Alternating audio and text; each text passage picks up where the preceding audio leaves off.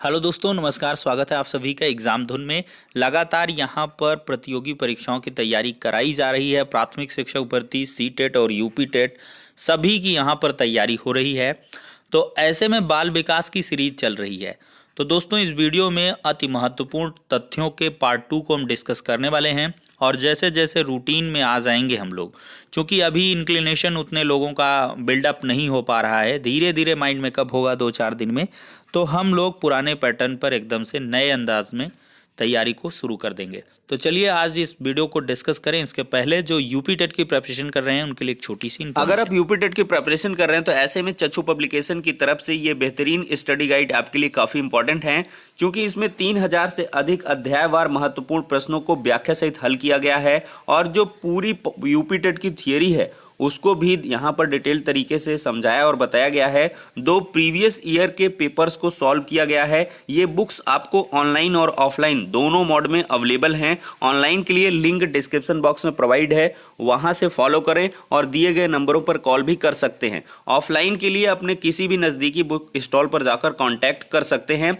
और साथ ही साथ यूपी टेट के लिए चच्चू पब्लिकेशन की तरफ से सब्जेक्ट वाइज बुक्स भी निकाली गई हैं।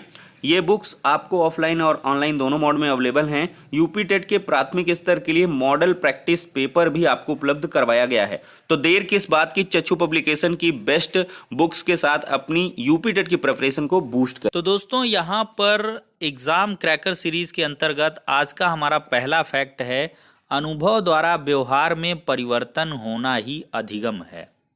देखिए, अधिगम क्या है, व्हाट इज लर्निंग। तो लर्निंग क्या है, आपका कोई भी अनुभव है और उस आधार पर अगर आपके व्यवहार में परिवर्तन हो जाए तो यही अधिगम है। ये कहा है गेट्स व अन्य ने, काफ़ी पॉपुलर डेफिनेशन है, पूछ ली जाती है। अगला है, प्राकृतिक चयन के सिद्धांत का संबंध किससे है। तो जो प्राकृतिक चयन का सिद्धांत दिया है वो चार्ल्स डार्विन ने दिया था। ये काफ़ी इंपॉर्टेंट फैक्ट है। अगला लेते हैं, बालक की जो अभिवृद्धि है वो जैविकीय नियमों के अनुसार होती है।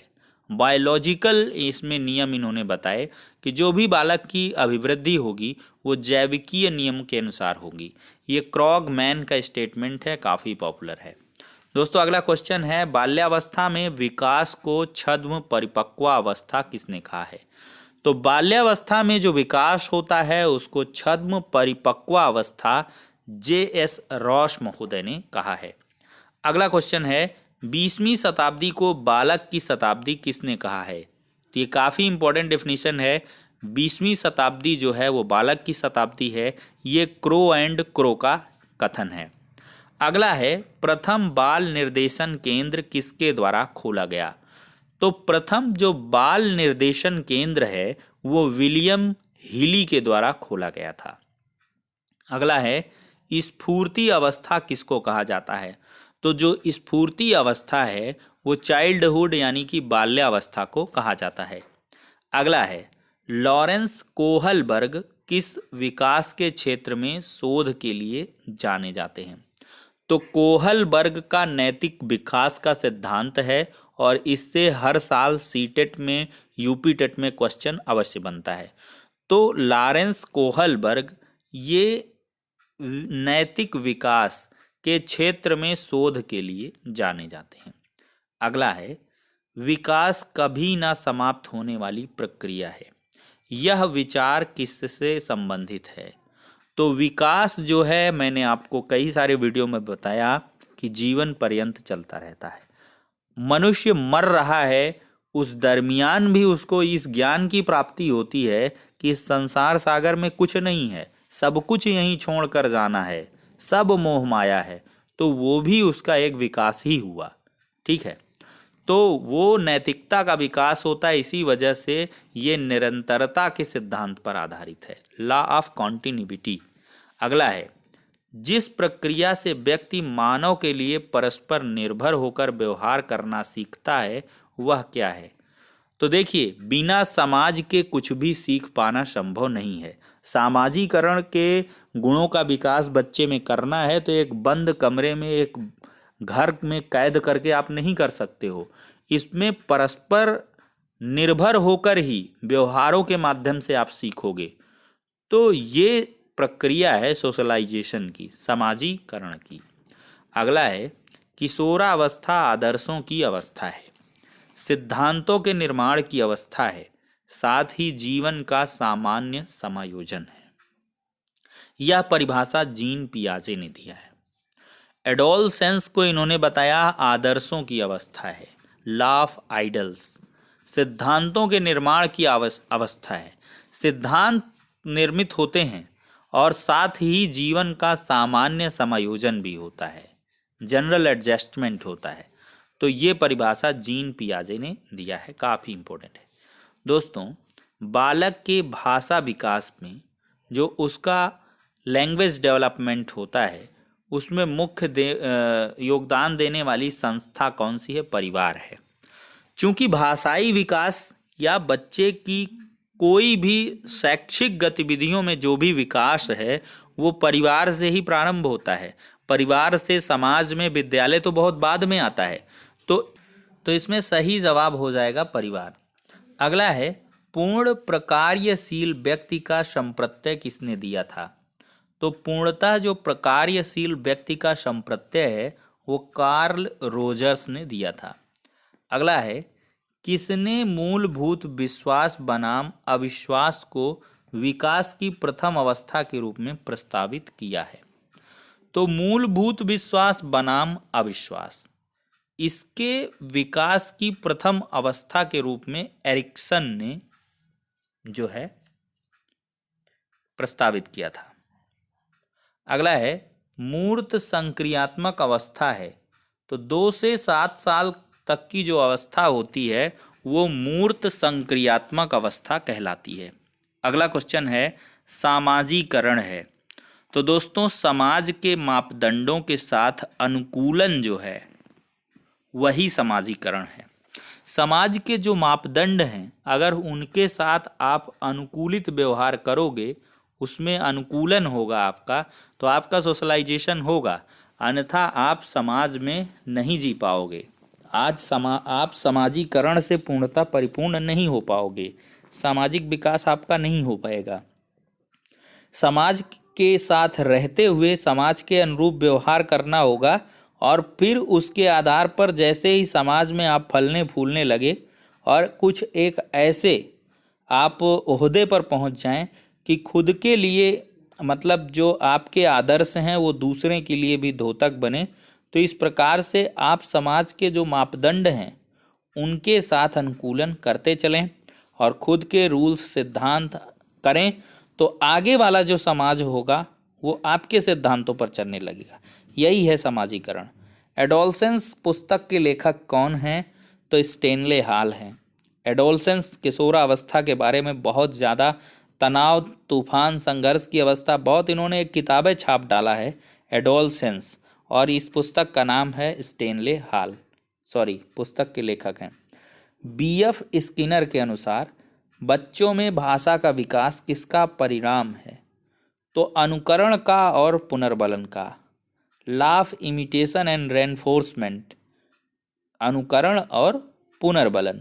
ये बीएफ स्किनर ने माना है कि बच्चों में जो भाषाई विकास होता है वो अनुकरण और पुनर्बलन के कारण होता है। अगला फैक्ट है व्यक्तिगत विभिन्नता होती है।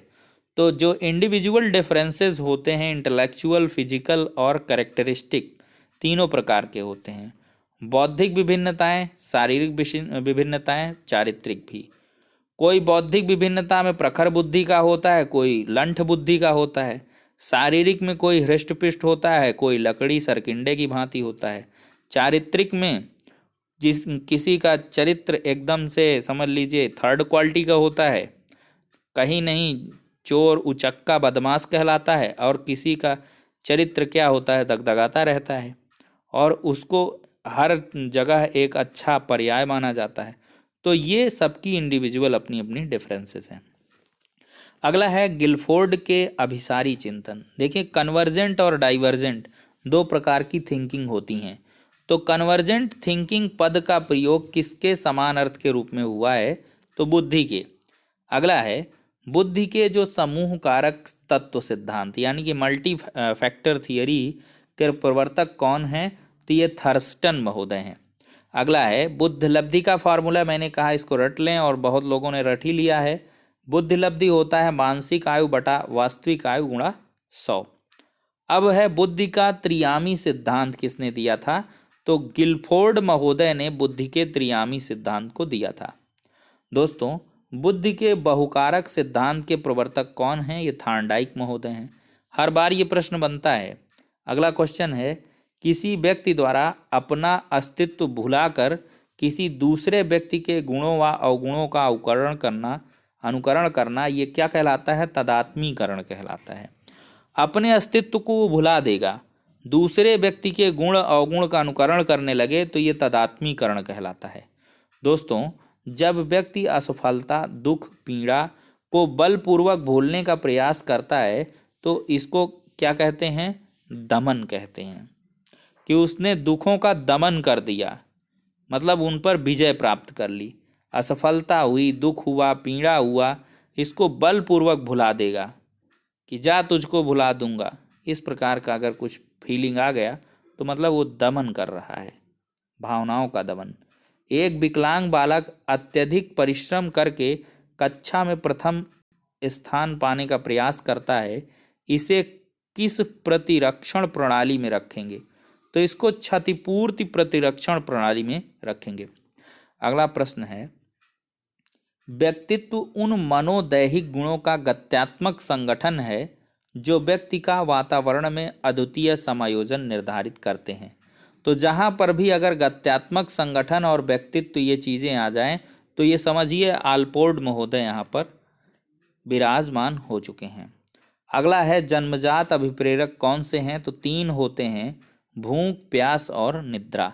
देखा जाए जब बच्चा जन्म लेता है तो सबसे ज़्यादा उसको स्तनपान की ही चिंता रहती है, भूख लगती है, प्यास लगती है, और शुरू में जो प्रतिपूर्ति भूख और प्यास की होती है वो बच्चे को दुग्ध के माध्यम से, माता के दूध के माध्यम से होता है। और निद्रा भी बहुत सताती है। बचपने में, छुटपन में बच्चा 1 माह, 2 माह, 4 माह, 6 माह में बहुत सोता है। तो ये जन्मजात अभिप्रेरक हैं। बच्चे का जन्म होगा कि ये 3 अभिप्रेरक आपको दिखने लगेंगे। दोस्तों, क्रिया को आरंभ करने, जारी रखने और नियंत्रित रखने की प्रक्रिया क्या है? मोटिवेशन है, अभिप्रेरणा है। मोटिवेशन, क्रिया को आप प्रारंभ कर दें, जारी रखें और नियंत्रित रखें तो ये अभिप्रेरणा है। दोस्तों, अधिगम तक पहुँचने के राजमार्ग को कहते हैं अभिप्रेरणा। अधिगम तक पहुँचने का राजमार्ग क्या है? अभिप्रेरणा है। अभिप्रेरणा के संबंध में भूख क्या है? ये अंतर्नोद है। काफ़ी पॉपुलर क्वेश्चन है। अभिप्रेरणा के संबंध में भूख क्या है? अंतर्नोद है। मूल प्रवृत्तियाँ कैसी होती हैं? जन्मजात होती हैं। ठीक है दोस्तों, तो इस वीडियो में हमने 33 फैक्ट को देख लिया है। अब इसमें इतना ही, नेक्स्ट वीडियो में मिलते हैं।